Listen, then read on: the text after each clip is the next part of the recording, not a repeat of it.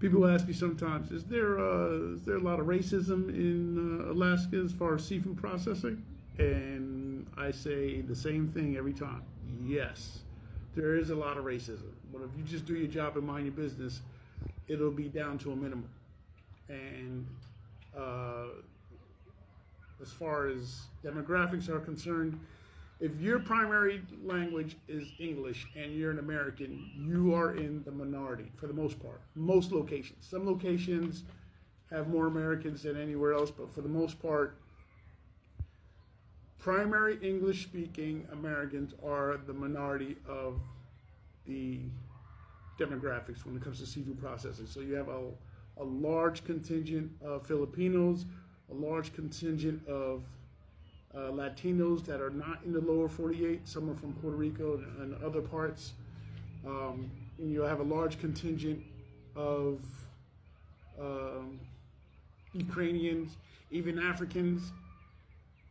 So yeah, English-speaking Americans from the lower 48, primarily English-speaking Americans from the lower 48 are the minority. So, and people are like, oh, it's like prison up here. It's like prison in fact that the nationalities tend to stick to themselves. So you have the Latinos that aren't from the States stick to themselves. You'll have the Filipinos stick to themselves. You have the Ukrainians stick to themselves. But as far as English-speaking Americans, they stick to themselves no matter what nationality they are. So if you're black or white or even Latino and your primary or sole language is English, American English, then you're in that group. And whereas otherwise, if you were at home in the lower 48, you probably wouldn't be hanging with this white guy or with this Latino cat.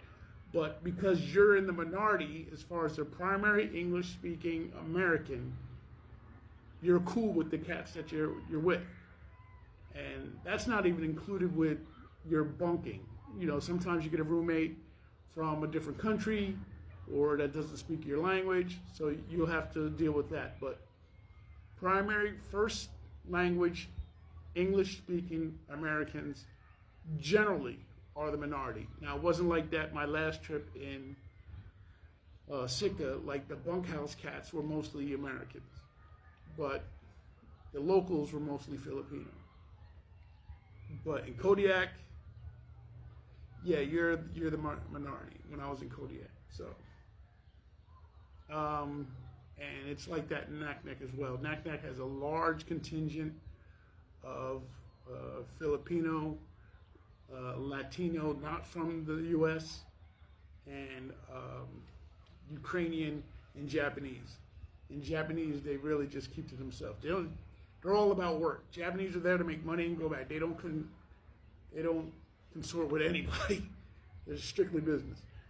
But you're not going to have so much as a fight or a problem as more of a communications issue. It's going to be more of a communications issue. Now, sometimes there have been locations where, you know, nationalities have fought. Like there's been issues with blacks and Ukrainians and stuff like that.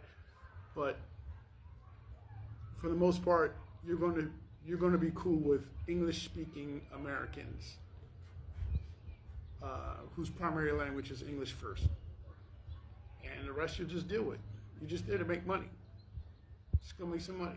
Stop trying to talk to other nationalities, women, or their men, or whatever. Just go there, make your money, enjoy your circle, keep everything close to the vest, and then get out. You go back to your home state. It's that simple.